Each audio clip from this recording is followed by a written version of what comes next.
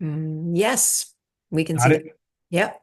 Good. So, let me just mention to people as well that if you have questions, you're welcome to ask them.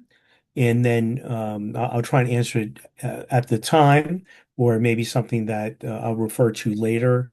So, and or if it's not a good time to ask, I'll say, well, hold on to it, and we'll get back to it at the end of the presentation. All right? Any questions? No. Okay, so let me go ahead. As you can see, it's behavior management to motivation and change, keeping a child's relationship. By the way, this is my contact information. And Rachel has put up a PDF of all these slides up in the chat, I believe. Okay. So um, this was at the very first chat conference I went to, which was probably in Chicago. And Russell Barkley, who's the preeminent researcher in chat, was giving the keynote. And his title was Homework Should Not Be at the Cost of Your Relationship to Your Child. And for that, I really resonated with that. Um, and it was a um, unusual thing for a speaker to say, forget about homework if it's costing you your relationship with the child. But I think when you're working with kids who have ADHD or some other neurodiversity, it's a very important lesson to remember because it doesn't always work. And if you're spending time fighting over homework and losing your relationship, you're losing quite a bit. Um, I thought I was going to talk. Oh, I'll come back to that in a second. Sorry about that. So, some things you should consider. You could be the very best parent in the whole wide world, but if you're parenting a child with ADHD, it's not quite the same as it might be for other people. You need a lot of patience. The remote control does not work. You can't just kind of hold out the remote control and click it and say, stop doing that, or it's time to go to bed, or it's time to do this or that. Most kids with ADHD do not work by remote control. Um, you have to put a lot of thoughtfulness in what you're doing because the regular parenting techniques often do not work. I mean, they're fine. They're good parenting techniques, but for a kid who's ADHD, they require a whole lot more, as I imagine most of you are aware of. Um, and then observation. You have to be totally, as much as you can, aware of your child and what's going on with them and what they're doing and how they're responding to however you're trying to parent them. And then also you have to have a lot of self-awareness so that you can read the situations and your own feelings about them because your feelings enter into what's going on. And if you um, don't have patience or it's late at night and your youngster is not settling down, it's important to be aware of what your feelings are and then find a way to regulate them as best you can, particularly when your child is not able to do so. So these are just opening things. This is about me. I'm a clinical psychologist, specializing in children, adolescents, families, and adults somewhat. Mindy, my spouse, is an LCSW who specializes in adults, and she's much better with adults than I am. I'm very good with kids and adolescents and families, but adults, I don't get them. Um, so I'm a clinical psychologist in Virginia Beach, and my background is, what is my background? Well, that is my background. My experiences. I tell the families I see, the people I see, that I may be a professional, as they say, but I really learn from my clients, because I talk to a lot of people. So I get to hear a lot of how different people deal with things. My experiences when I was actually, before I even went to college or after the first semester of college, I volunteered in adolescent psychiatric unit here in Norfolk over the summer. I've worked in a number of community service, like juvenile community service places. with kids in community settings. I've worked in, while I was in graduate school, a, group home for kids who had been removed from their homes for different reasons, especially because they tended to be somewhat out of control. And I worked in a group home covering weekends. I learned a lot from that. Um, I've had some good experiences that really exposed me to um, kids and adolescents and some of the things that they go through. I got very interested in ADHD, actually. I was working at a adolescent unit of a psychiatric hospital in Arlington, Virginia, which happens to still be there. Um, so I was a mental health, person. So if the intercom came on that they needed help on floor 3, everybody goes to the doors and runs upstairs because somebody needs to be restrained, or hopefully not once they see a lot of people. But I also realized that there were a number of kids there who I don't think the psychiatrist on the unit really understood. He was always into consequences, generally negative.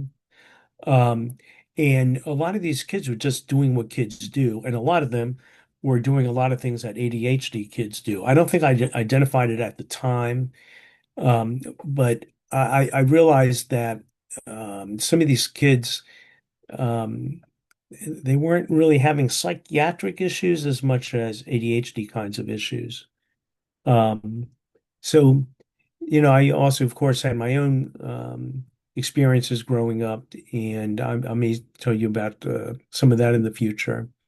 Oh, and we learn from our own families who are great at letting us know our own errors.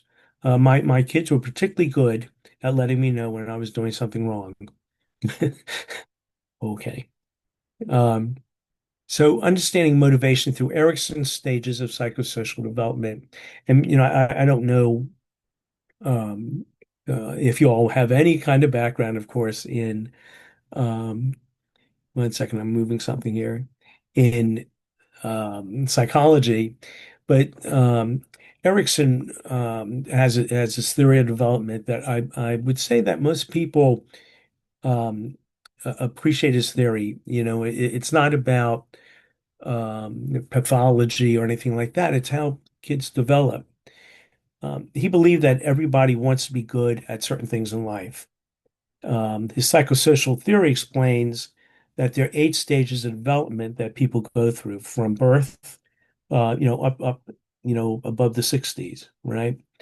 Um, and at each stage, there are different challenges that the person is trying to overcome. If we handle the different challenges at different stages of development, um, then people feel confident and your personality, develops in a healthy way. Um, and we feel capable. So reaching these psychosocial development landmarks, people develop this confidence.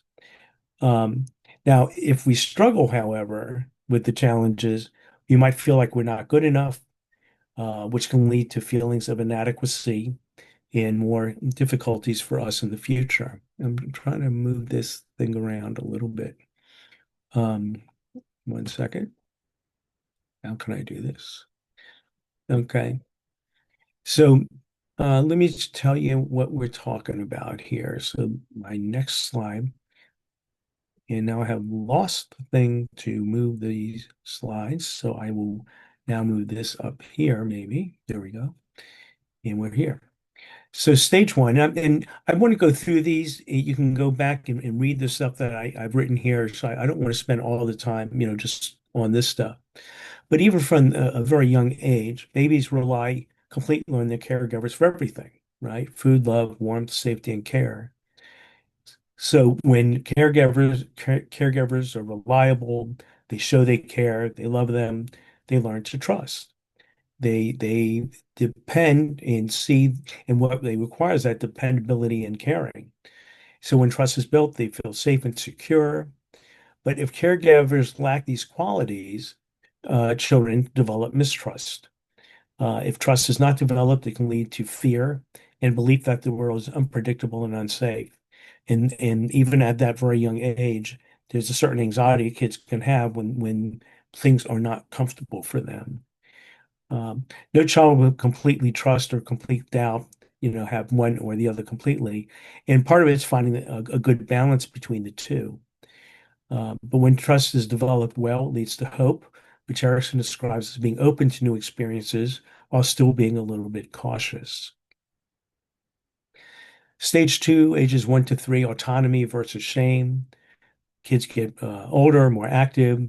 They realize they can do things by themselves and put on and do. They want to do things for themselves. They become more independent and confident, and they begin to take control of their bodies. Everything from potty training to getting dressed, eating, all those sorts of things. So they want to feel more independent. But if things don't go well, they might experience feelings of shame or doubt.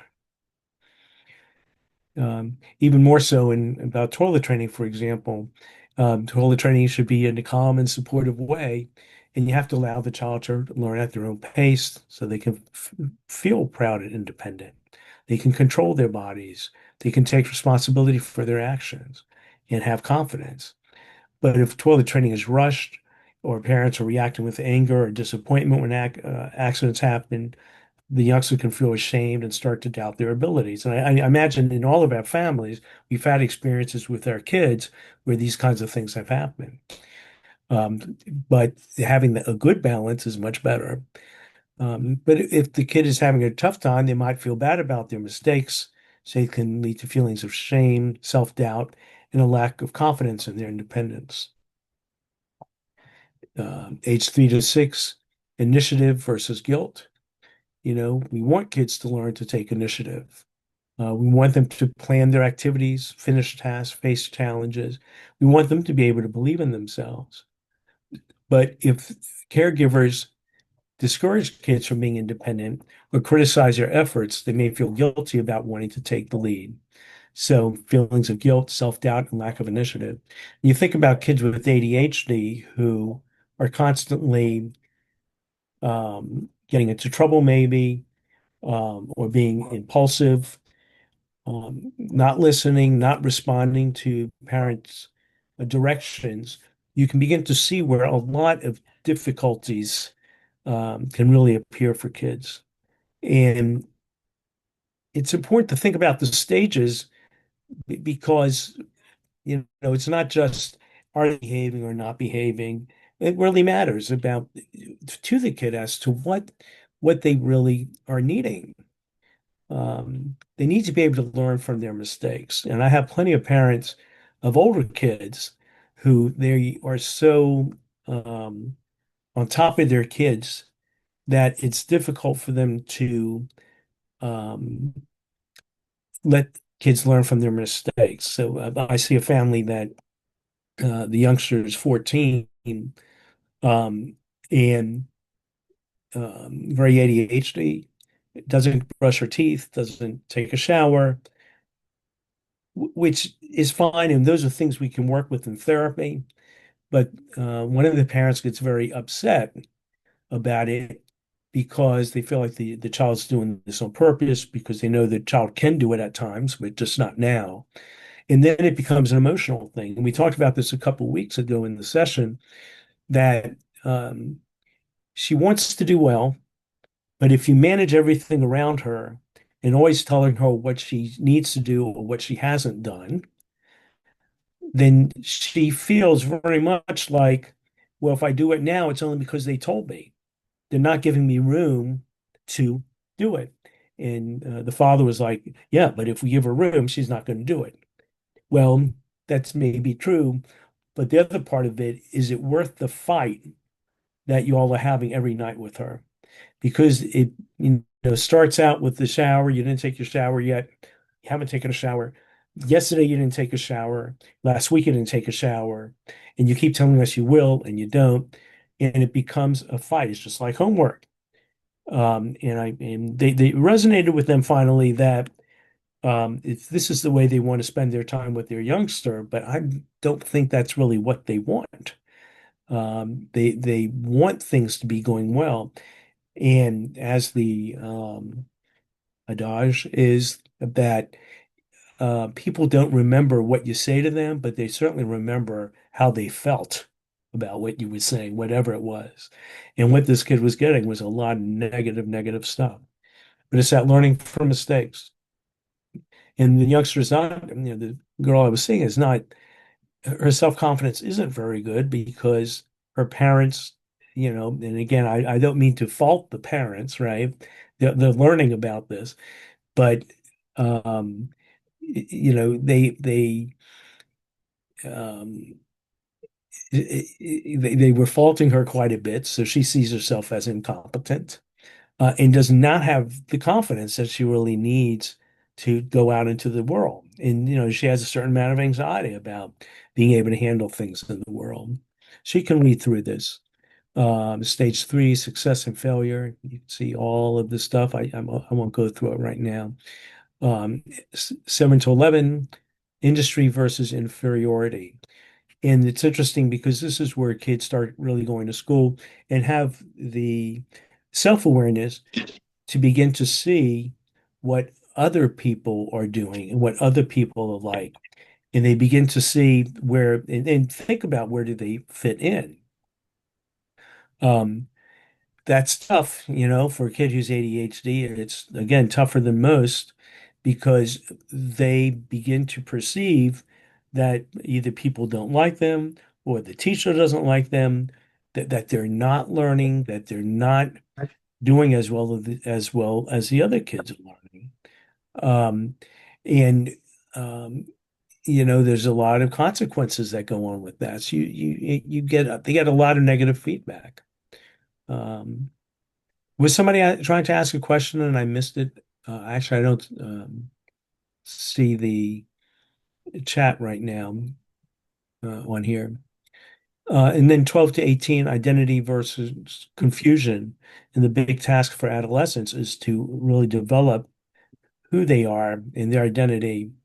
Um, and that's something that, given the freedom to explore different roles, um, and not feeling that they are given an identity that is a negative one, as you can see down here. And they end up being unsure of who they are in the world. And I see that quite a bit, again, unfortunately, with a lot of teenagers and young adults who don't really have a sense of who they are, except that they don't do very well. They don't think they can handle going to college or get into the work world, and it becomes very, very difficult for them. So I'm not going to go into these, but just to show you that there are some different stages here. Um, Intimacy versus isolation, and then stage 7, and then oh, I messed that up, of course, but this is stage 8, integrity versus despair. It's just that the Erickson goes all the way through the age spans, and everything builds on everything else. Any particular questions around that? These kinds of things? Jeff, you might want to Yeah. look in the chat and see if Well, the, I'm having difficulty seeing the chat right now. oh, okay. And I'm that, look I'm looking at the chat and there's not there were just questions about whether the slides and the video would be the recording would be on our website. Yeah, well, you want to answer that question?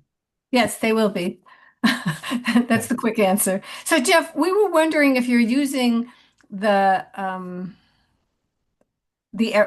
Erickson model as a way to talk about collaborative problem solving, as well as behavior management and motivation. Well,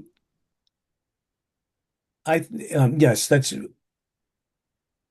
Do I relate it specifically? No. For me, it's more the different ways of thinking about kids. I happen to think that Erickson, in his model of development, is very good because um, at different stages, different ages, there may be different things that you do with kids, right? And and I think understanding that it's not, there's more to it than just having kids who listen or can sit well or socialize well. There's a lot more going on underneath us, aside from those things. And to me, that I think those are things that it's important for parents and teachers to keep in their mind, because part of it is not all kids go through these stages in a straight line, right? And also, it's not like when you are 7 3/4, you're going to be at this part of the stage. People go up and down through all of these things, right? And um, Rachel had shown me a video yesterday about PDA and people with autism.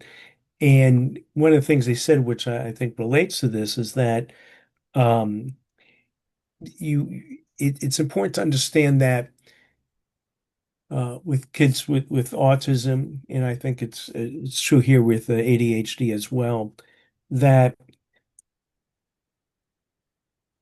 if things aren't working, you don't necessarily take it that they're not trying hard enough, but there's something that they are lacking or not understanding, and there's something that you have to work on, because kids don't generally do what you want just because you want them to do it.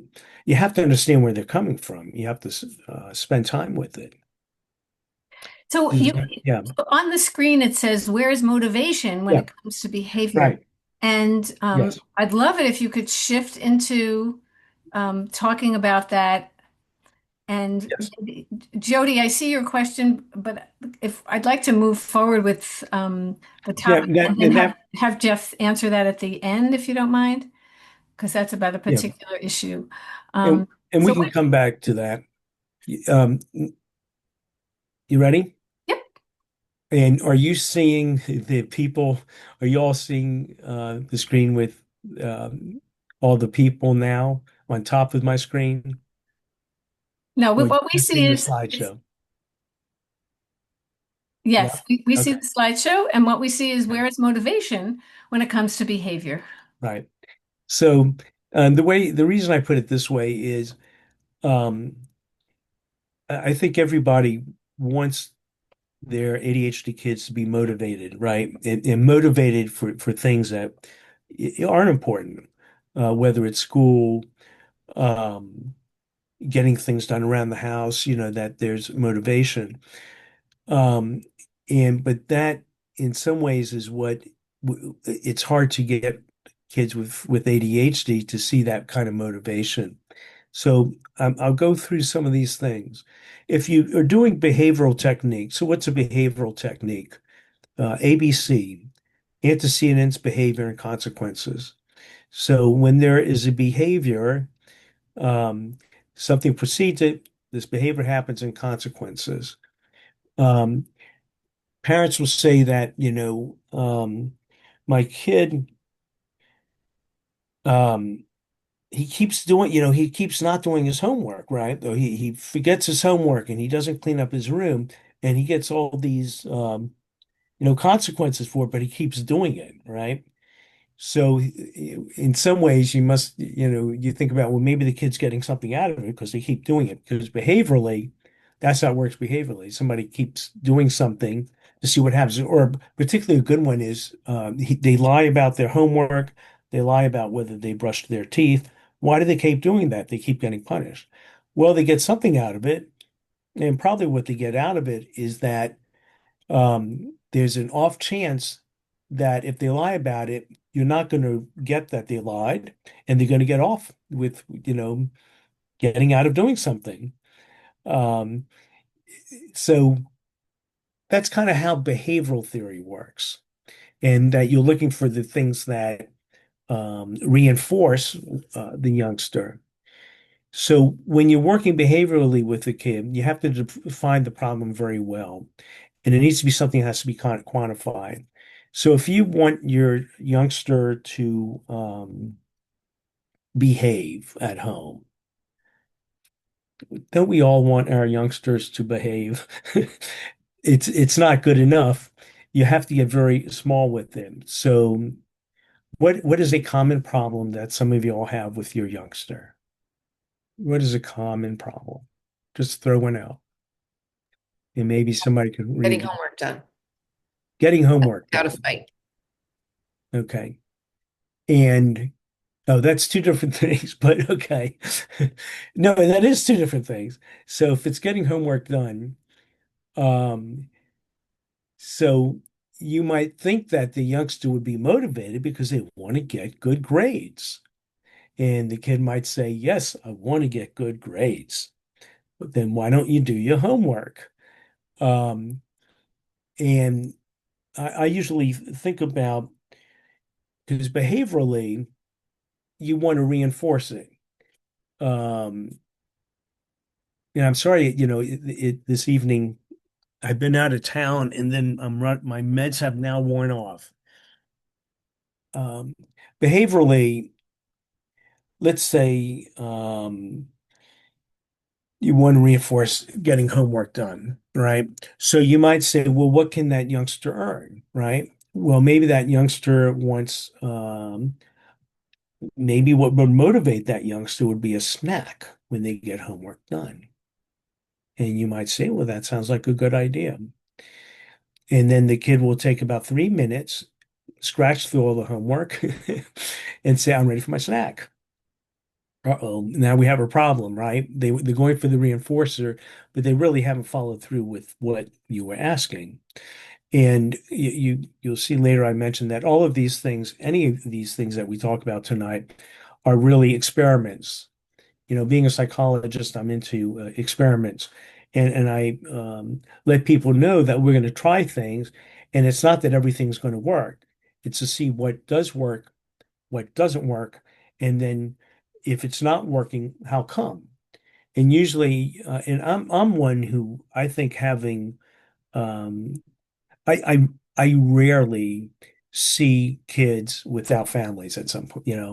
Most every session is part of the time with the youngster and part of the time with the parents and the youngster. And parents will invariably say, well, is there something can I talk to you privately about something that's happening? And I usually say, no. If it's important enough to bring it up to me, it's important enough to have the kid there. And I don't care how old the kid is, because um, my job is to help the kid communicate what's going on for them, right? Or to get things explained to them. And I don't want kids to think that I am talking to their parents about them without them there. I think that's much more respectful, and particularly as kids are older, they don't want to be talked about. They want to have a say in things. So, if it's important enough for the child, for you to tell me, then the child should hear too. But besides which, they already know what you're going to say. None of this is news to them already. They know their parents are upset. Um, but of course, the child it does have confidentiality with me. I don't tell parents what they kid tells me, and part of that is that my job is to help kids think through what's their thoughts and feelings to make sense of it, and then to help them find words to talk about it with parents, even young ones, and um, and pretty much whatever a kid talks to me about. Uh, 95% of the time, it's going to come up in that session that we're in, or in one of the sessions in the next couple sessions, it's going to come up because it's already kind of formulated now for the kid, and it will come up in something the kid does at home that the parents see, or the kid will bring it up. So um, I spend a lot of time working on all of this stuff that you see here. What is the behavior we want? And usually getting parents to cut it down. So saying getting your homework done without fighting, huh? Well, that's a big one because I don't even know how much homework the kid's getting done now anyway, you know. And I tell parents, forget about what the school needs. If if the kid's not getting the work done, you don't say, okay, you've got to get all your assignments in. It's just not going to happen like that. If the kid could have done that, it would have happened. So you have to get much smaller. What can your kid do? Well, he can usually get about 5 questions done before he kind of is out of it. Well, that's where we're going to start. In fact, we're going to start with 4 questions. If he can do 4 questions, he can earn, you know, some dessert, or he can earn some time with parents, because you have to make sure that kids are successful, right? If they're not successful, they're going to give up. And if you hit the bar too high or just at that breaking point for them, uh, you're less likely to get success. You got to have it that it's something easily they can do, so they begin to buy into the system and see that this can work, right? So um, um, I find that very important. Parents will say, well, I told them that if they, get really good grades this year, like B's at least, I'll take them to Great Wolf Lodge, and the kids are very excited, of course. Oh, they want to go to Great Wolf Lodge. And uh, how long does that excitement last for a kid with ADHD? Till they get frustrated again. And there's no way that a kid with ADHD in particular, much less maybe other kids, are going to be able to keep up and be persistent with being able to do these things if something is off in the future. Because one mistake and then it's blown, right? And then it's gone. Um, so um, when you talk about behavior, things really do have to be quantified, and it has to be experiments to see what's working.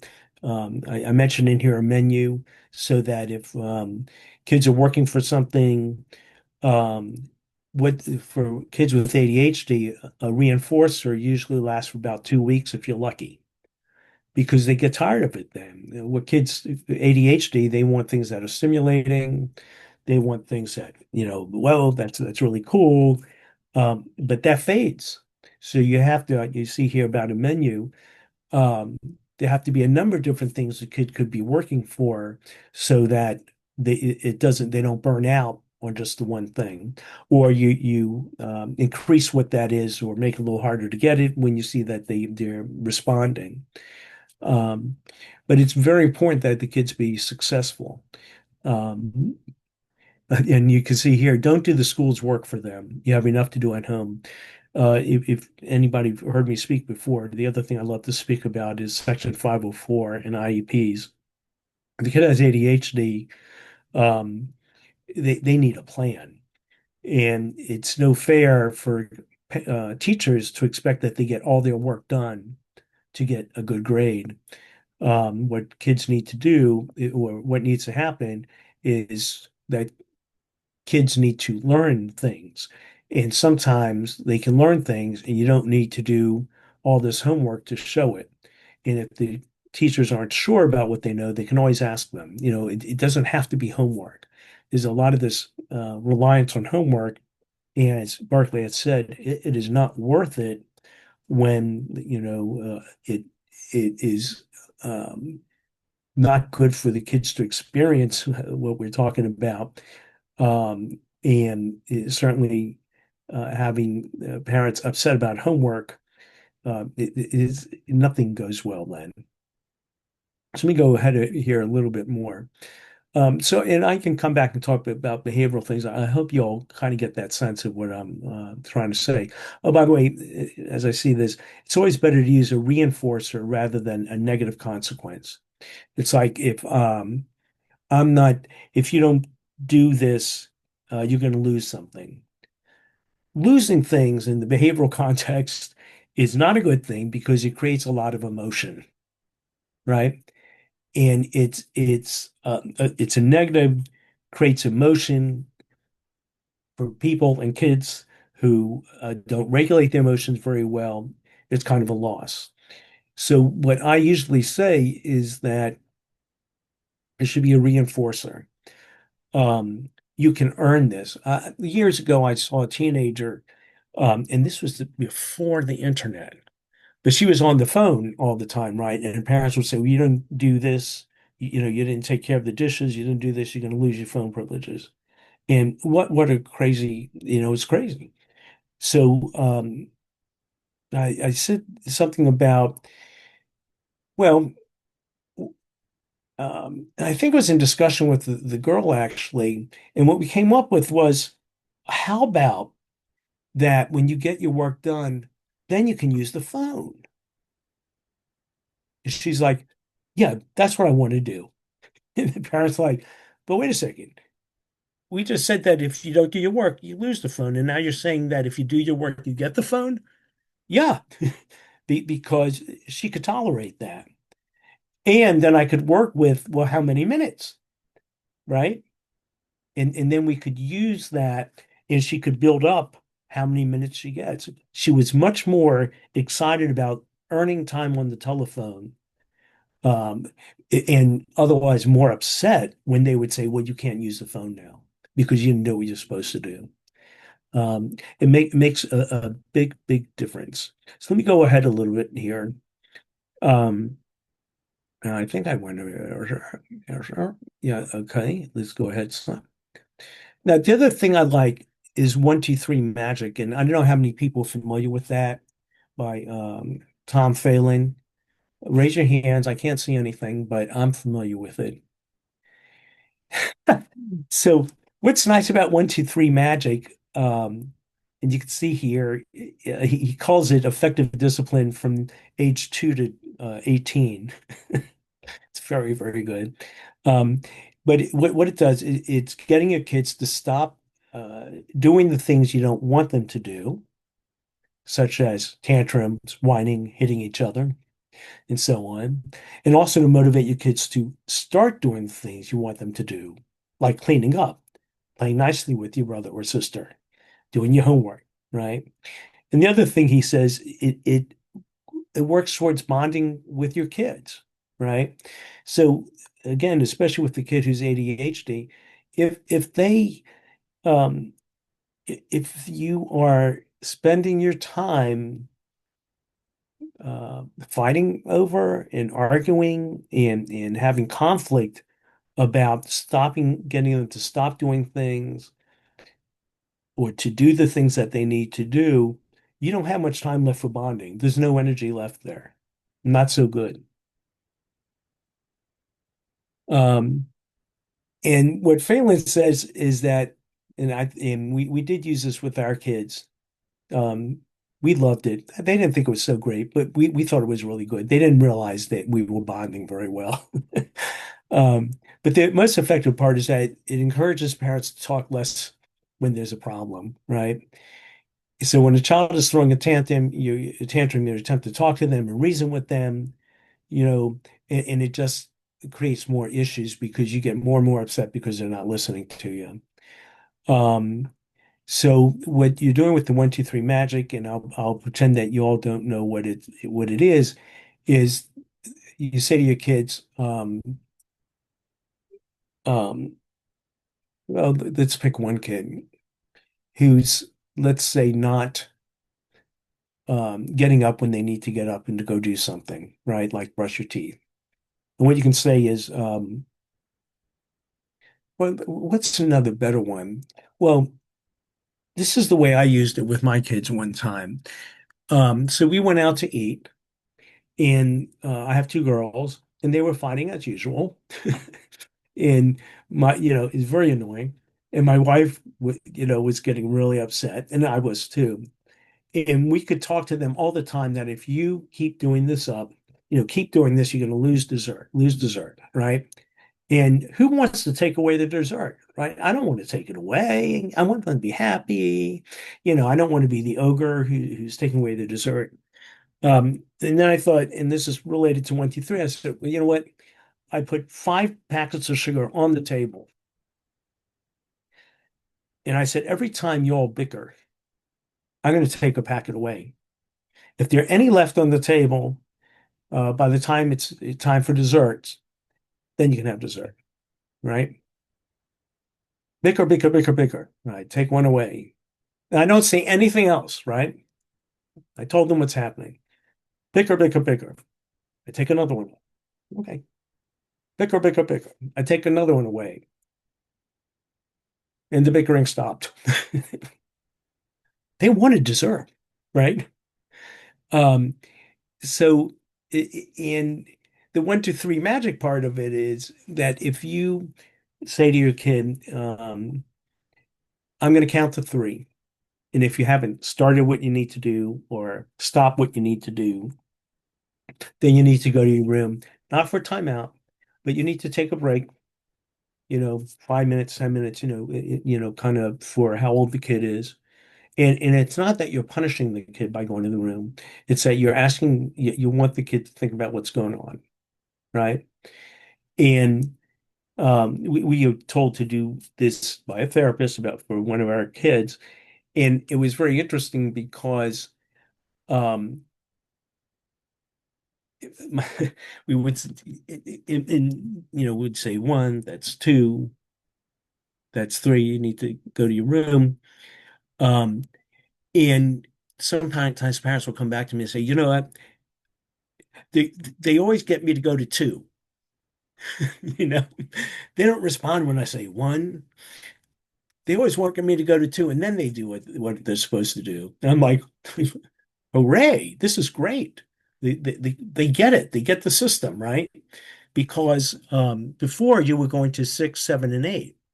I always ask parents, how many times, and I tell them over and over, you have to do this.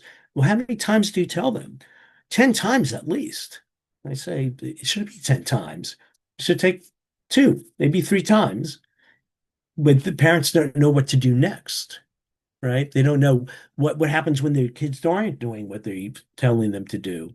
Well, if you're doing the 1, 2, 3, the kids begin to learn that if they get to three, they're going to go to their room. And it works very, very well. And like it says up on the screen, it gets parents to talk less. It becomes very behavioral. If this happens, then this happens. It's not punishment. You'll be able to come back out, but we need to do this, right? So it happens to be a very, very good system. And what else can I say about it? He has a very good book, Tom Phelan does. It's called 1, 2, 3 Magic. He has a very good website, and it's 1, 2, 3 magic.com, I believe. He's got videos up there and other things. Again, there's a lot more to this, but it's this is the way the motivation works with this, right? Now, I do some variations of this. Sometimes kids aren't doing their chores or they're using not great words. So I talk about having a marble jar. You have like 10 marbles in a jar. And every time the kid uses an inappropriate word, you take one out. Okay, take another one out. But when they all go out of the jar, then the child has to take that time out. And sometimes that's good because it's not a major thing, but you want the kid to be aware of what they're doing. It's visual, so the kid can see the marbles or whatever go down, um, so that they become much more aware of it. And that's when you really want them to become more aware of some of these behaviors that are not so great, but you're not into punishing them right away if there's something that's not working well. Um, I do want to go ahead. This is collaborative and proactive solutions.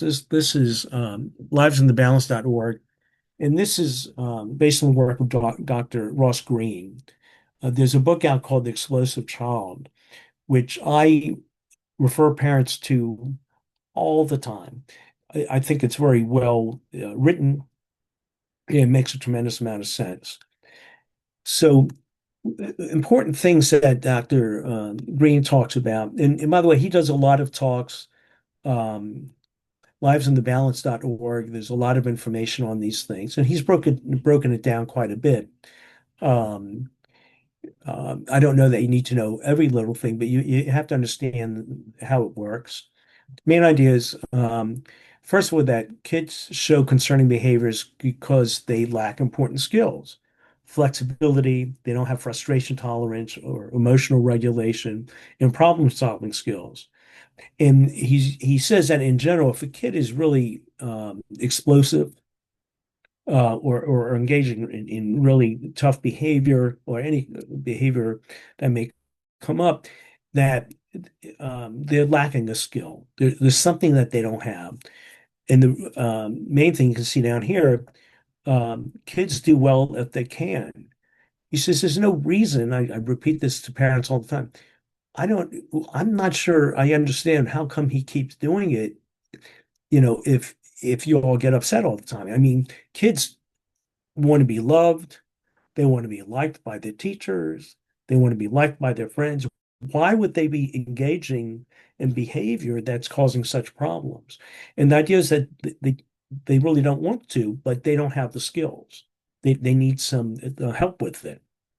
And you can see here the best way to reduce these kinds of behaviors is to work together to solve the problems that cause them. So, talk about a little bit more here. His thing is not that, and I tend to use this, I try to use it with younger kids and parents, and I get a sense of how much they can talk about things to kids. Um, so the intervention strategy is, instead of using rewards or punishments, it focuses on problem solving together. Okay, and you'll see that he has some different steps. Um, and I'll explain this a little bit more. I'm going to jump to the next slide. Now, let me go back. So his thing is that let's say in therapy, a kid is arguing with the parents about something, and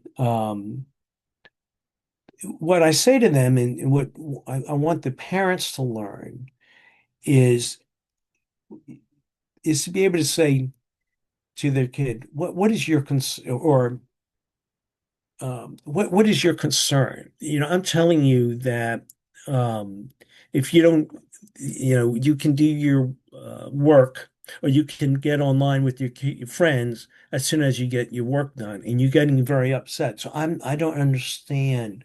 What is your concern? The kid is likely to say something like, "Well, I'm concerned is the work's going to take me too long, and I won't be able to play with my friends or get online with my friends," right? So you have to understand, you can see that plan B steps. The empathy step is listening and understanding the point of view. That's what you're concerned about. And then I said to the parents, well, what do you get concerned about? Well, I'm concerned that if he doesn't, do his homework, he's not going to learn, and he's going to get poor grades. It's really about the grades. I mean, the big picture, what are you concerned about? That they're not going to learn the stuff they really need to learn to do well in school, and to get the kind of job they wanted, to do well in life. That's why, right? And then I asked the kids to repeat, well, what is it that the parents are concerned about? They want me to do my homework. Well, yes. But what is it about the homework? What is their concern? Well, they're concerned that I'll get a good job, and be happy. Yeah, that's right. That's what they're concerned about. And that's why they get upset about whether the homework's being done or not. And the parents, can understand that the youngster wants time online with his friends, and he's afraid he won't have that time. So then it usually goes to the child as to, so, they both understand the problem now, right? And you say to the kids, so what do you think would work? What do you think would work? It'd be easy to ask the parents, you know, what if he would do his work. Um, but, at this point, you're saying to the kid, what do you think would work? Well, I don't know. Well, you want to have time with your friends, right? And then I try and just dissect it. What does that mean? How much time do you need, maybe?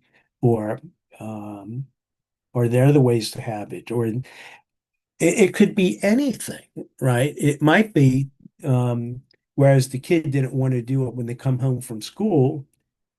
Well, maybe I should do my homework like when I get home from school. Oh, yeah. Yeah, I mean, would that work? Yeah, yeah. And to the parents, would that work? I've been telling him that for the last 5 years. No, no, no. But he's suggesting this. Okay, yeah, yeah, that could work. And so there's a buy-in from the youngster as well as the parents. Now, I warn them again that it doesn't mean it's going to work right off the top, right? But it's good to know what the concerns are, because if they just go back to um, I don't care about you talking to your friends, I care about your work, then the kid is going to fight it. It's just not, and it's because it doesn't respect what the kid's needs are. Um, and there are a couple of things about collaborative problem solving. If you read the book early on, he talks about plan A, B, and C, or basket A, B, C. Um, the A basket are things that, you know what, it's safety. If the kid runs out into the street, I'm going to yell, I'm going to chase him down and drag him back. I don't care how upset the kid gets. This is a safety issue, right? And that's right. Safety issues, it's not a discussion. Now,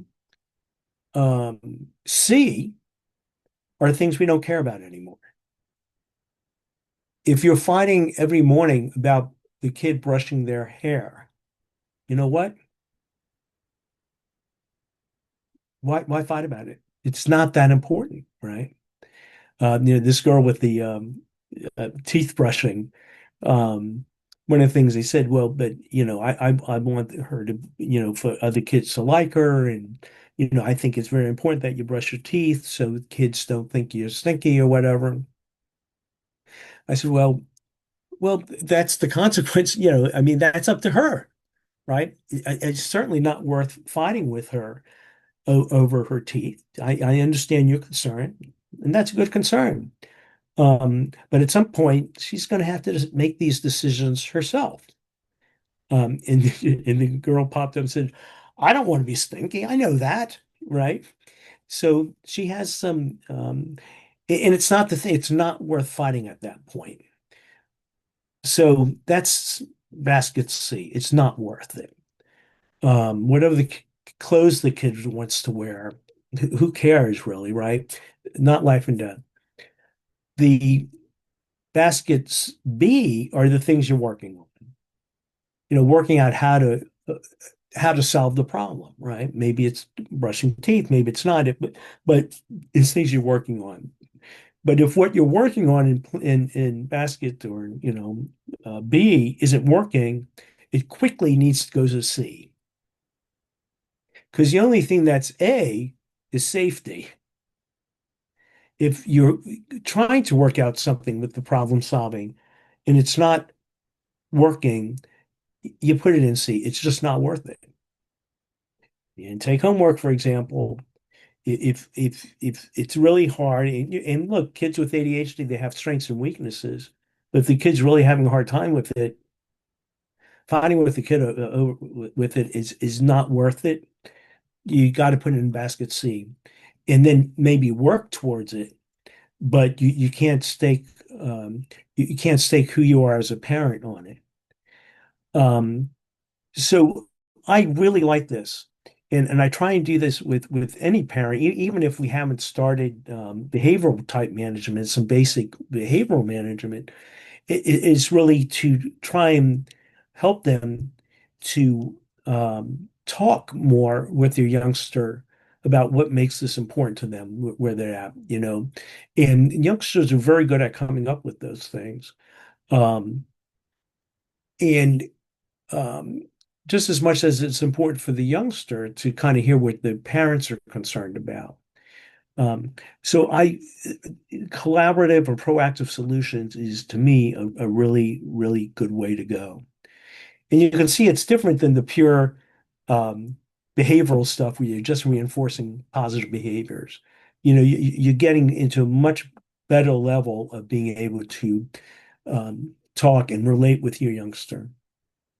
Um, so learning resources, they again have a very good website with videos, podcasts, support material, all the good stuff. The Explosive Child, the book itself is really, really good.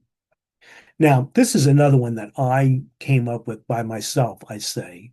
I'm sure other great other psychologists have come up with it too, but I call it commitment therapy. And um, um, the so it's like the best thing is to look at chores, right? Getting chores done. So kid's supposed to take the trash out every Tuesday night, right? And of course, it doesn't happen, right? And I always follow up with, well, how did the trash get out? And the father and mother say, oh, I took it out because it has to go out. Okay. Not a good idea because the kid gets away with it, I guess. Um, um, or cleaning up their room or other things that kind of need to be taken care of or the youngster needs to do. So what I go with um it's like vacuuming the house, right? So a good example for me was this kid, this family, Saturday was clean the house day. The kid's job was to vacuum, and he kept putting it off, right?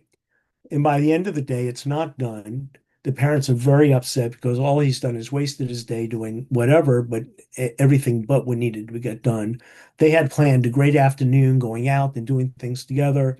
And because he didn't do it, that got spoiled really, really bad.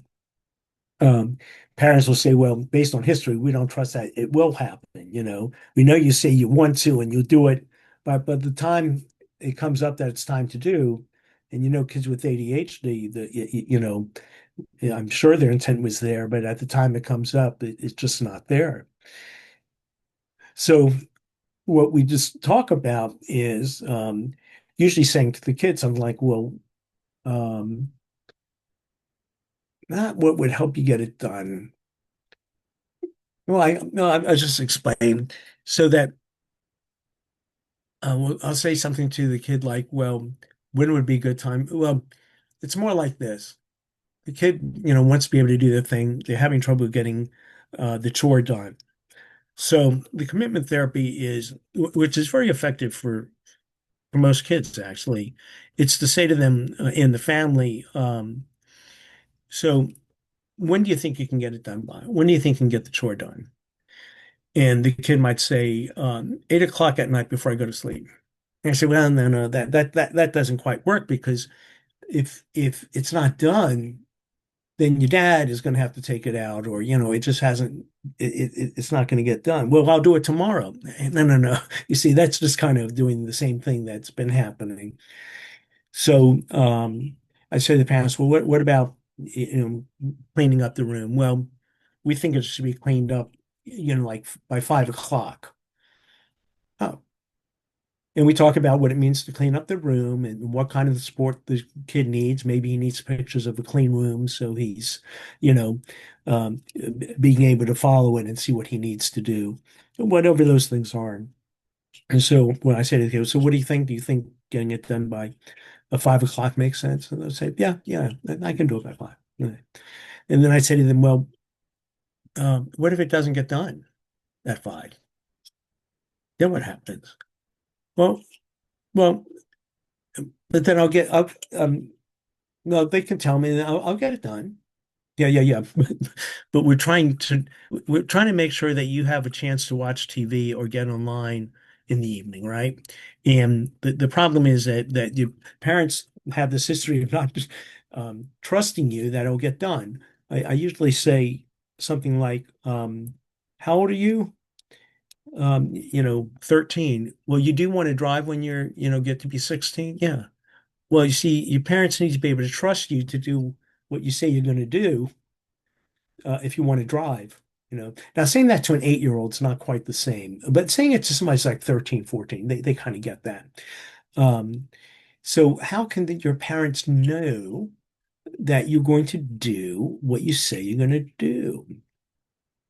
So we talk about that some, and I say, you know what? I have a good idea. Um, how about, something to the degree that if you don't have it done by 5, then I'm gonna have to let my dog in a second. If you don't get it done at 5, then everything shuts down until you do it. Now, most parents say, well, if you don't do what you're supposed to do, you're going to lose TV tomorrow, or you're going to lose this for the next, week, right? Doesn't help anything with the behavior. It just sets up more serious problems down the road. So, well, my dog is very persistent. Let me get Yeah. him. And Jeff, I'm going to be persistent too Yeah, because it's after 90, it's yeah. I'm gonna, 9:06 uh, actually. yeah. So just I'll finish this up right now. yeah, well, we want to leave time for questions. Yeah, So absolutely.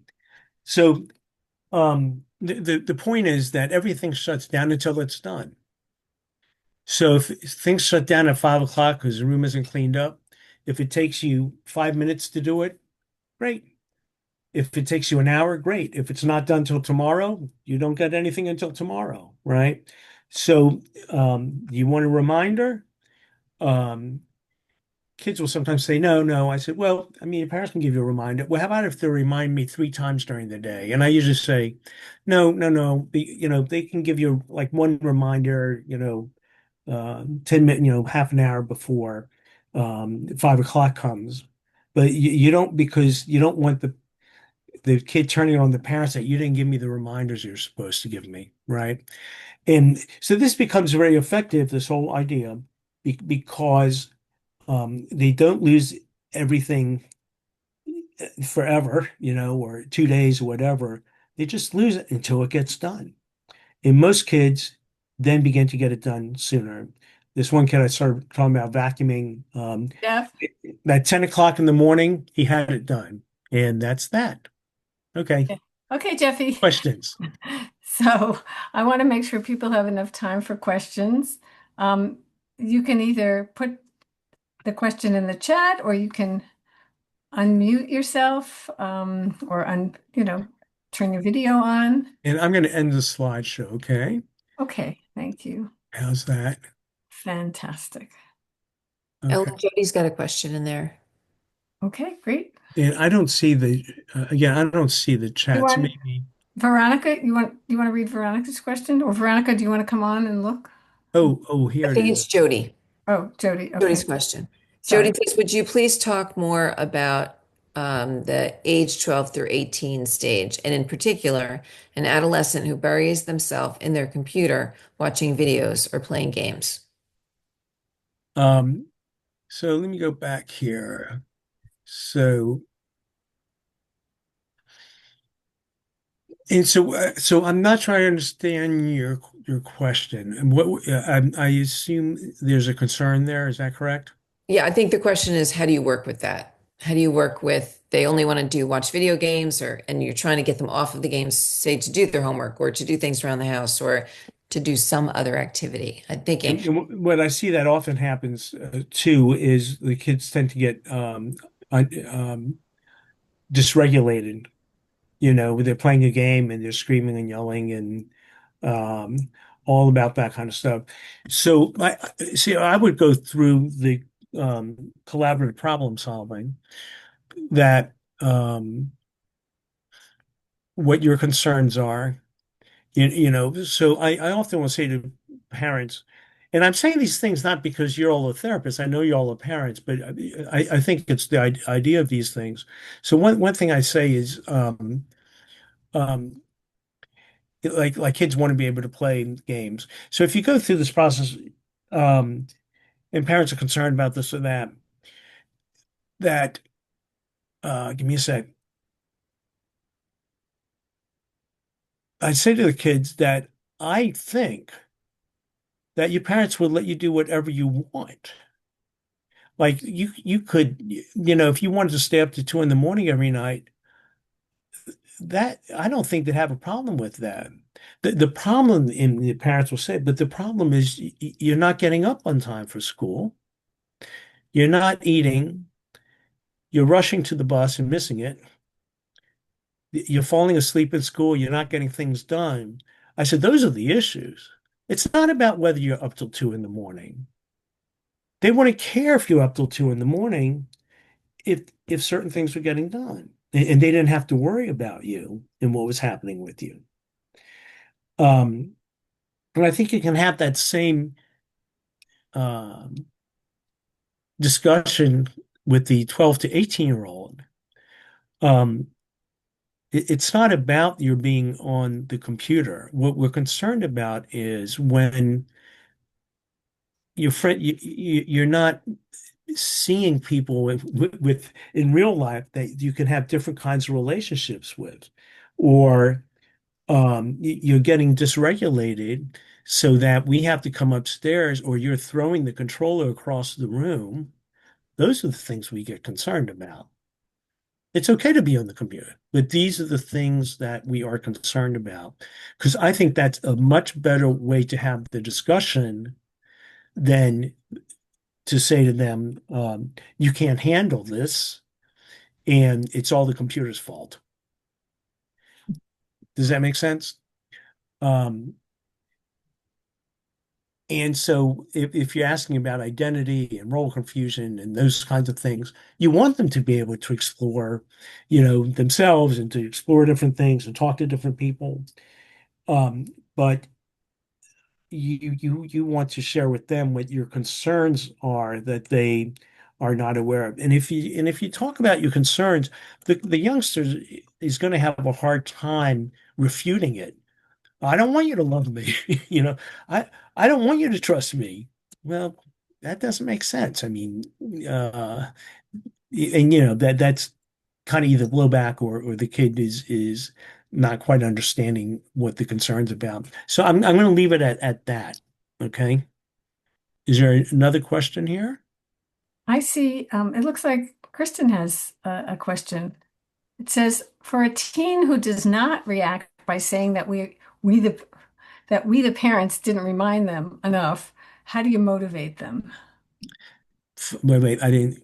So I think what Yeah, yeah. Just Kristen, I think read it what you're again. saying is that you, you have a teen who puts the responsibility on you or, as a parent, as opposed to taking responsibility for themselves. So, Oh, yeah, so I think I got that, Kristen, right? well, yeah, yeah. So one question is, you could say to the well, how many reminders do you need?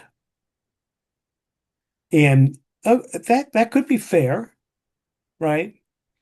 Um, but you could say that you're limited in how many you can do because you have other things that you're doing. I mean, you can come up with something, but um, sometimes kids are concerned that the parents aren't going to remind them, and then they'll be in trouble because of it. So hey, what I say to them, you know, is I mean, essentially, the bottom line is, look, if your parents make a mistake and don't remind you the one time you ask them, um, they owe you something.